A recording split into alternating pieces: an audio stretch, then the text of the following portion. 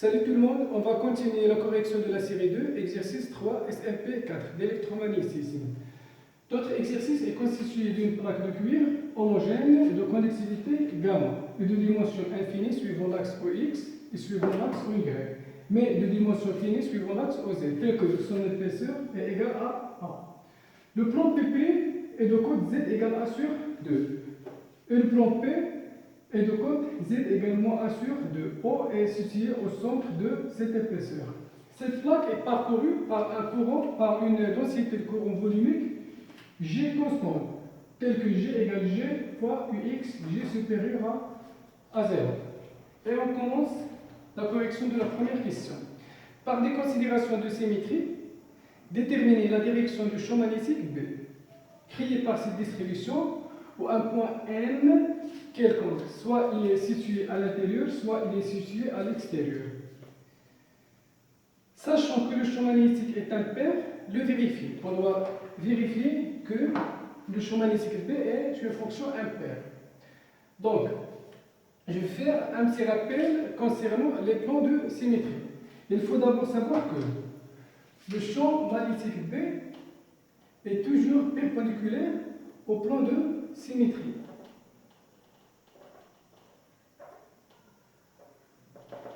Et il est parallèle au plan d'antisymétrie.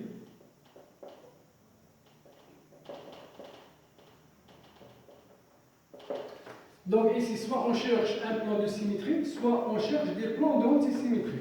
Donc ici, je prends d'abord un plan M quelconque de l'espace et je dois chercher un plan de symétrie tel que B est perpendiculaire à ce plan. Donc je prends le plan vertical qui passe par le point M, le voilà.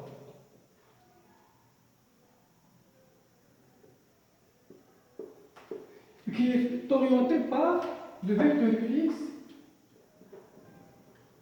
et le vecteur UZ. C'est le plan vertical qui coupe la plaque en deux parties égales, puisque la plaque est de dimension infinie suivant l'axe X et suivant l'axe OY. Donc, le champ magnétique B est perpendiculaire à ce plan de symétrie. Pourquoi c'est un plan de symétrie? Puisque les courants qui circulent dans la plaque de part et d'autre de ce plan ont même sens. Voilà J. Donc ici, le plan de symétrie, ici, les courants ont un même sens, alors le plan pi formé par N est orienté par UZ et UX, c'est un plan de symétrie. Alors le champ magnétique P est perpendiculaire à ce plan. Donc on peut en déduire que le champ magnétique B est suivant UY. Voilà. Perpendiculaire à ce plan. Donc suivant UY. Donc il reste la composante PY de coordonnées X, Y et Z. Voilà. Puisque le champ B est une fonction de X, Y et Z, les coordonnées cartésiennes. Donc ici, on va simplifier l'expression de ce champ. Donc on va utiliser l'invariance du système de distribution. Alors, le système est invariant par translation suivant l'axe OX. Puisque la plaque est de dimension finie, infinie suivant l'axe OX. Alors, on peut dire que le système de distribution est invariant par translation suivant l'axe OX. Alors, on peut dire que le champ B ne dépend pas de la variable X. B ne dépend pas de X.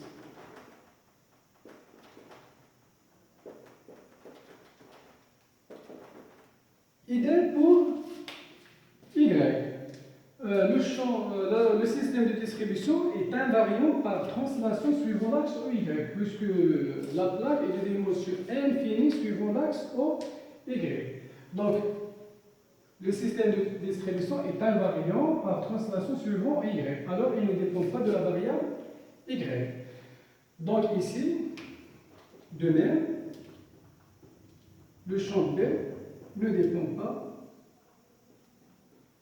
de Y. Alors, les variables X et Y sont éliminées de la composante BY. Alors, il ne reste que la variable Z. Donc, le champ magnétique B égale BY, Z fois U et X. On doit vérifier que le champ magnétique B est impair. On va utiliser la règle du bonhomme d'Ampère.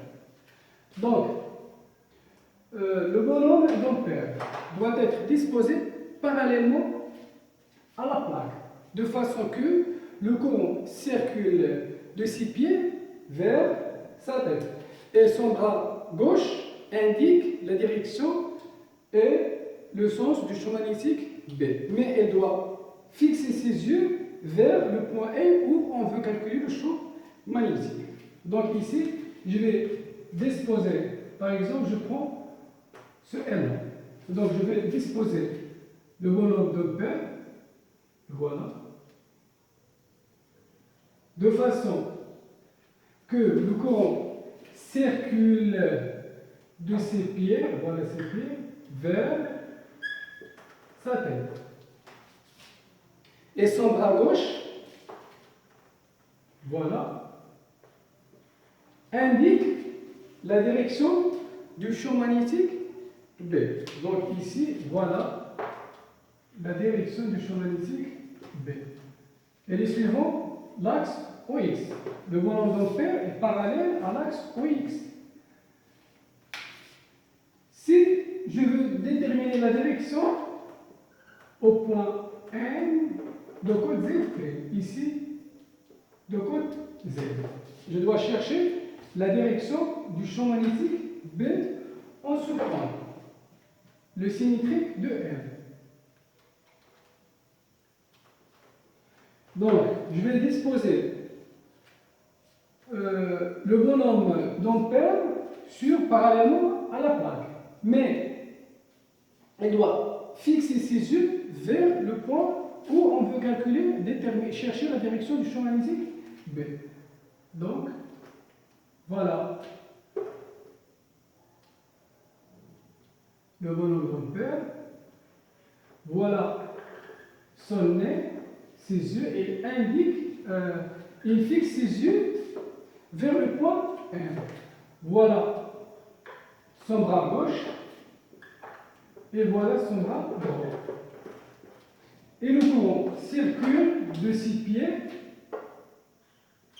vers sa tête. Et elle doit regarder vers le point N. Donc ici, la direction du champ magnétique B est suivant Y. Voilà la direction du champ magnétique B. B au point MP. B au point N. De côte Z. Donc, B de Z égale moins B de Z prime. Z prime c'est moins Z, puisque Z prime, M prime, c'est le symétrique de M. Donc c'est moins B, Z prime c'est moins Z. Alors, le champ B est une fonction impaire. Et je passe à la deuxième question.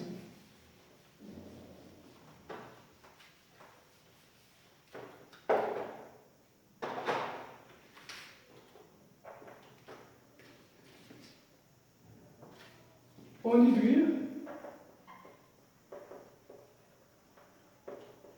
le champ magnétique B par théorème d'Ampère.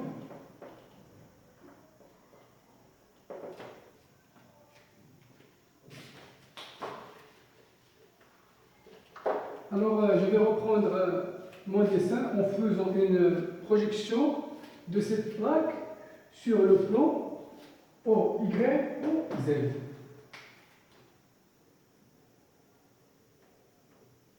Voilà la plaque d'épaisseur A.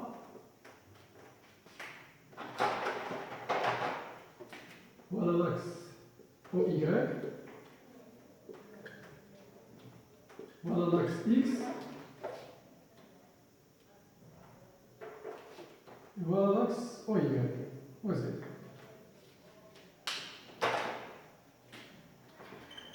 Moi, 1 sur 2, 1 sur 2. Voilà l'origine. Donc, ici, on doit calculer l'expression de champ magnétique B dans 4 régions. 1, 2, 3, 4. Pour A supérieur à A sur 2, c'est-à-dire lorsque M se situe dans cette région. Lorsque Z, plutôt, Z supérieur à A sur 2. M, c'est un point de côte Z. Voilà Z. Donc, on va chercher un contour d'ampère convenable pour pouvoir calculer, utiliser le théorème d'ampère. Donc, puisque le champ magnétique B est suivant UY.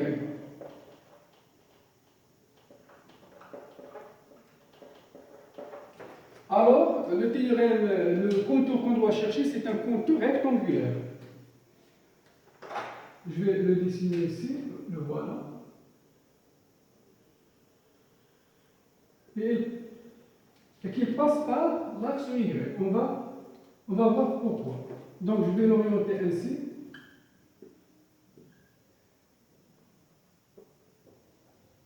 Voilà M, A, B, C, D.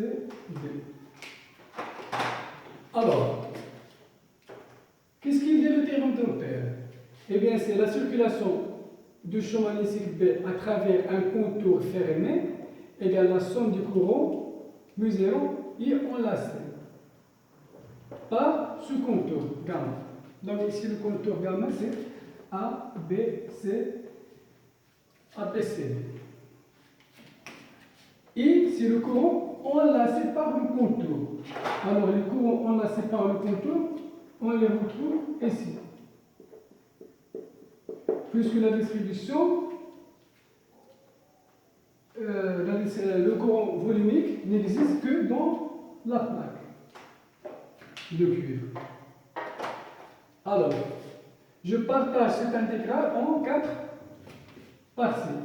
AB, BC, CD et DE. Donc j'intègre sur DL de AB. Je prends un élément infinitésimal, DL AB. Voilà le vecteur DL AB. Sur le segment AB, plus l'intégrale de B, DL, BC. Sur le segment PC, voilà DL, BC.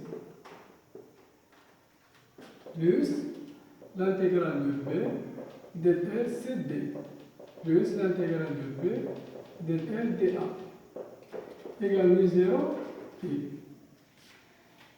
B, le champ magnétique B à travers AB, à travers le segment AB, le champ magnétique ici, et dans cette direction, voilà le champ magnétique. Suivons moi Y. Ici, le champ magnétique B ne dépend que de la variable Z. Alors, il reste constant à travers ce segment, puisque B ne dépend que de Z. Ici, Z reste constante, donc je peux la faire sortir de cette intégrale. B ne dépend que de Z, et B reste constante à travers ce segment. Alors, je peux faire sortir B. Donc, B scalaire, l'intégrale de dl. L'intégrale de dl, c'est AB. C'est le vecteur AB. BDLBC. Voilà DLBC, voilà le champ magnétique B. Ils sont perpendiculaires. Alors, leur produit scalaire est B. Plus BDLCD. Voilà B. Le champ magnétique, soit il est suivant Y, soit il est suivant moins Y. Donc, c'est B lorsque Z égale 0. Plus B del LDA. Voilà le champ magnétique B. Voilà le champ magnétique B. Del LDA, ils sont perpendiculaires. Alors leur produit scalaire est nul. Donc, égal mu0 fois I. Ici, on doit chercher d'abord à quoi égale le champ magnétique B lorsque Z égale 0. Donc, on va exploiter la propriété de la parité du champ magnétique B. On a B de Z égale moins B de moins Z. Et je remplace Z par 0. Donc, B de 0, c'est moins B de moins 0. C'est 0. Ce qui fait B de 0, de B0, c'est 0. Alors, B de 0, c'est 0. Donc, le champ magnétique B, lorsque Z égale 0, est nul, vu de la parité du champ magnétique B. Donc, il reste B scalaire AB. B ici suivant moins UY, et AB suivant moins Y. Donc, ça va faire B fois AB. Et je note cette distance AB ou bien DC H. Donc, B AB, c'est H. BZ. Ici, le champ magnétique B, lorsque la cote égale Z. Égale mu0 I. Et je vais faire un petit rappel comment calculer I. Prenons par exemple un conducteur sous forme cylindrique qui possède une section S. Et parcouru par une densité volumique de courant G. Alors, comment calculer le courant I qui traverse ces sections? C'est très simple, il suffit juste d'intégrer le vecteur G sur la surface ds. D'accord? Donc, je vais appliquer cette propriété de courant électrique. Donc, à quoi égale mu0 I? I, c'est l'intégrale de G ds. Égale mu0 I, mu0, l'intégrale J est suivant UX. G est une constante positive. C'est G fois UX. C'est quoi ds? Le vecteur ds. Le vecteur ds, c'est le vecteur, c'est un vecteur normal à cette surface. Voilà le vecteur ds. Elle est perpendiculaire par rapport au tableau. Donc ds fois UX. UX, c'est le vecteur perpendiculaire à cette surface. Donc ça va faire UX carré UX, c'est 1. Donc c'est mu0. Déjà, G est une constante, je peux la faire sur C de cette intégrale et j'intègre un ds. C'est mu0, G fois S. La surface S, la voile. Donc à quoi égale? C'est H fois cette distance, c'est A sur 2. Et je simplifie ici par H.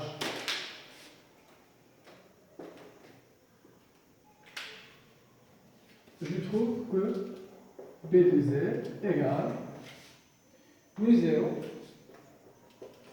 G A sur 2 pour Z supérieur à sur 2. Donc je passe à la deuxième région, le deuxième cas.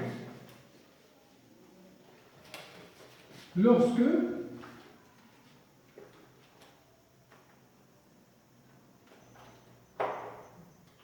lorsque Z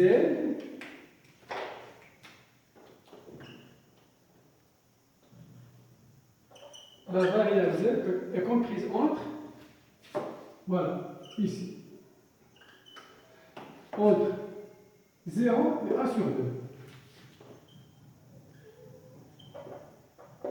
Donc, de la même façon, je vais choisir un contour rectangulaire d'ampère. Et je l'oriente ainsi. Ici où je calcule le champ magnétique B. Ici. Donc, ce segment est de côte Z. Alors, ici, cette distance, c'est Z.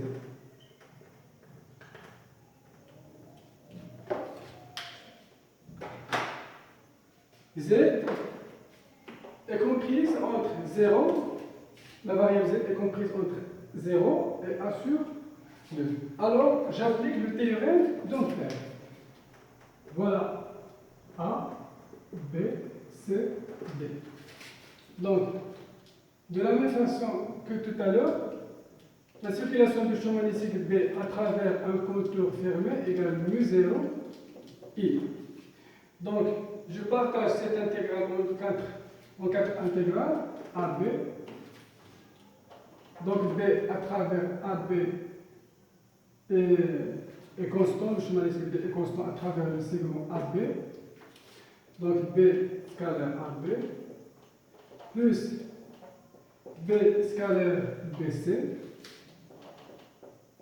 plus B scalaire CD, plus B scalaire BA, égale μ0 I. B scalaire AB. Voilà le champ magnétique B sur moins Y, voilà AB. Donc ça va faire B au point Z, au point M, de côté Z, fois AB, ABCH, plus B, scalaire BC, voilà B scalaire BC c'est 0, plus B scalaire CD. B, et où ce champ B? Elle est évaluée lorsque Z égale 0. Ici, le champ magnétique B est nul. On vient de montrer que le champ magnétique B à travers le segment CD, à travers l'axe OY, est toujours nul. B, lorsque Z égale 0 plus 0, plus B scalaire DA. DA et B sont perpendiculaires, alors leur produit scalaire est nul. Égale μ0 fois I. I, c'est G ds. L'intégrale de G ds. Donc ici, c'est B, Z fois H égale μ0. G ds, c'est G fois S égale μ0. G fois, à quoi égale S? S, c'est la section, c'est la surface délimitée par le contour d'Ampère. Parce que le théorème d'Ampère dit que la circulation du champ B égale la somme des coraux enlacés. Enlacés par ce contour. Donc ici, on évalue juste les coraux qui traversent cette section. Donc la surface de cette section, c'est H fois Z. Et je simplifie par H et j'obtiens le résultat. μ0, G, Z.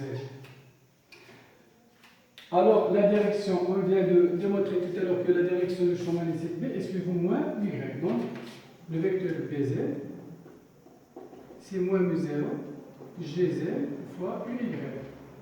Puisque Z ici est positif. Z est positif, donc B de Z, je dois ajouter un signe moins pour que le champ magnétique B de Y soit de sens opposé.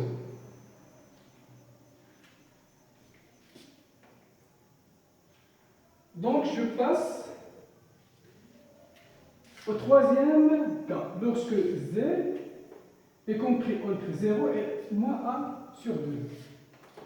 Ici tout à l'heure, on a trouvé que Z est supérieur à A sur 2, c'est moins μ0, G A sur 2, Y. fois Z compris entre 0 et A sur 2, B c'est moins mu0, G, Z, Y. Et on passe au troisième cas.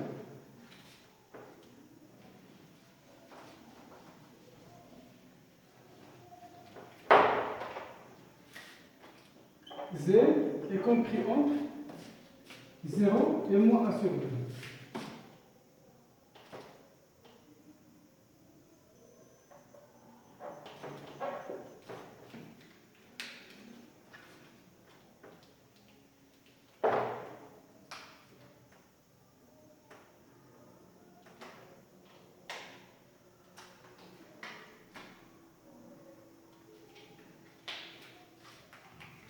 Donc, on veut calculer le champ magnétique au point L de quoi Z.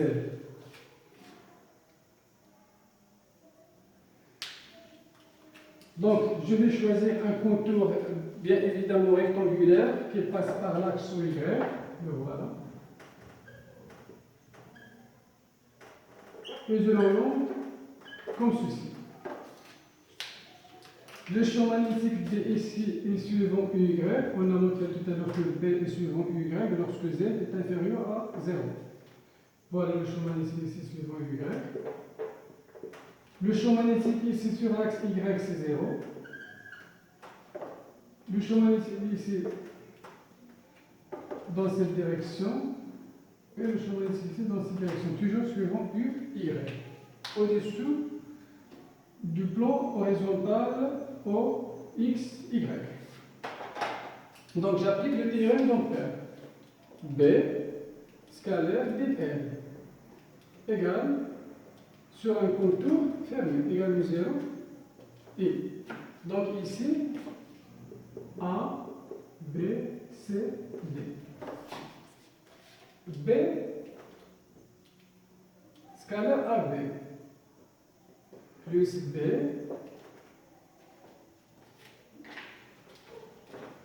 c'est l'intégrale de B d de L de AB plus l'intégrale de B d de L BC sur le segment AB sur le segment BC plus l'intégrale de B d de L CD sur le segment CD plus l'intégrale de B d de L sur le segment DA. Alors, B, d de L AB. Voilà d de L AB. Le champ magnétique B à travers ce segment est nul. Donc, ici, le champ magnétique est nul. B, d de L BC. Voilà un vecteur élémentaire d de L BC. Et le champ magnétique B est suivant Y. Ils sont perpendiculaires. Alors, leur produit scalaire est nul. BDLCD, le champ magnétique B à travers le segment CD. Le champ magnétique B reste constant lorsque le champ magnétique B reste constant à travers ce contour CD. Ici, Z reste constant. Alors, je peux faire sortir B, puisque B ne dépend que de Z. Et Z, à travers le contour DLCD, à travers le contour CD reste constant. Donc, je peux faire sortir B.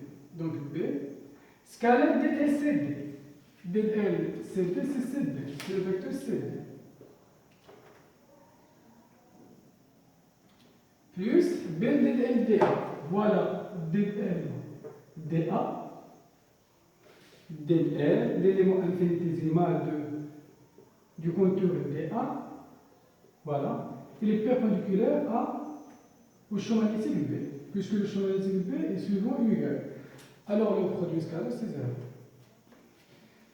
Plus 0 égale mu 0 et donc il reste à calculer I et ce produit scalaire. B scalaire c'est D. Voilà B, voilà CD. Donc c'est B fois CD qui est égal à B fois H. CD, je prends CD comme tout à l'heure, égale à H. Mu 0 G fois IS. Ici, G fois S. Ici, S, la surface délimitée par le contour d'ampère, c'est H fois Z. Voilà Z. C'est H fois Z. Alors, B de Z égale mu0 G Z. Et le vecteur champ magnétique B égale mu0 G Z suivant Y. Donc, ici, est-ce que je dois ajouter un signe moins? Le champ magnétique B est suivant U, Y. D'accord?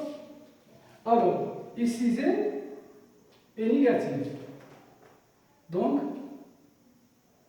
je dois ajouter un signe moins pour que le champ magnétique B soit suivant l'axe U, Y. Il faut faire attention ici. Z est négatif. Donc, je dois ajouter un signe moins pour que le champ magnétique B soit de même sens que Y. Car UZ, Z est négatif. Donc, le signe moins de Z fois le signe moins, ça fait positif. Alors, B est de même sens que UY. Alors, le champ magnétique B est suivant UY. Donc, B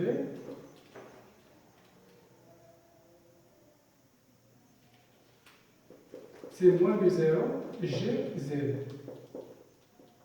On tombe sur la même écriture. Ici, c'est Z positif. Et là, c'est Z négatif.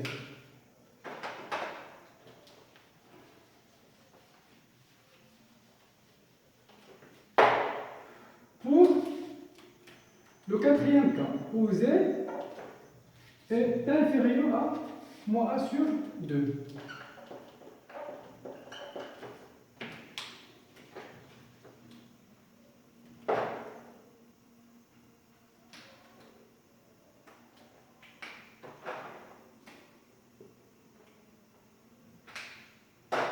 Donc, je prends un point M quelconque situé dans cette région où Z est inférieur à moins A sur 2.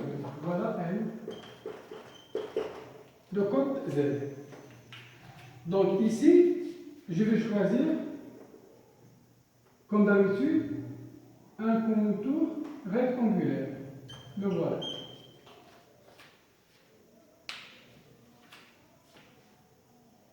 De largeur H. Ici, c'est Z. Le point M est repéré par la côte Z. Voilà Z. La projection de ce point M, voilà le point M de côte Z. C'est la côte de Z, c'est la côte du point M. Donc, A, B, C, D. Et je l'oriente ainsi. Et j'applique le théorème d'Ampère. B dl, c'est mu0 I égale mu0 fois I. C'est J fois S.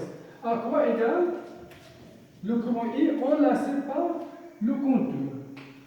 Et voilà, ce contour enlace cette partie de surface qui est parcourue par la densité volumique du courant. Donc, la surface de cette section, c'est mu0 J fois S. Et c'est H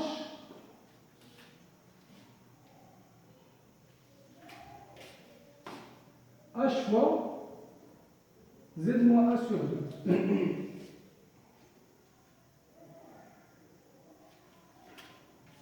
Plutôt, c'est H fois A sur 2, la surface de cette section.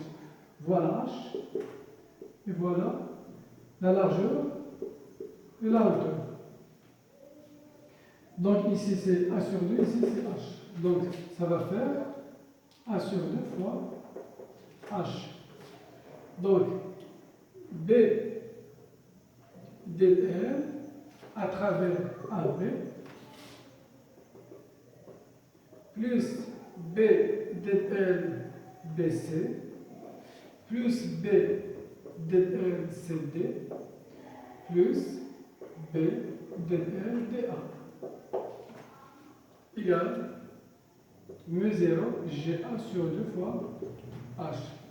Ici, B à travers AB, le champ magnétique B à travers le segment AB est nul, puisque B, lorsque Z égale 0, ça fait 0. Donc c'est 0, plus B DL BC. BC. Voilà BC, et voilà le champ magnétique B. Ils sont perpendiculaires, alors leur produit scalaire est nul. Plus BDD CB. Voilà le champ magnétique B, suivant UY. Et il reste constant à travers ce segment CD, puisque ici, le champ magnétique B ne dépend que de Z. Ici, à travers ce segment, Z reste constant. Et puisque le champ magnétique B ne dépend que de Z, alors je peux faire sortir le champ magnétique. Donc ça va faire B scalaire CD. Plus B de DA, voilà DA, voilà le champ magnétique B, ils sont perpendiculaires. Alors, ça va donner une valeur nulle. Égale mu 0, GA sur 2 fois H. B scalaire CD, c'est B fois H égale mu 0, GA sur 2 fois H. Et je simplifie par H. Donc le champ magnétique B est suivant UY. C'est mu 0, GA sur 2 fois UY.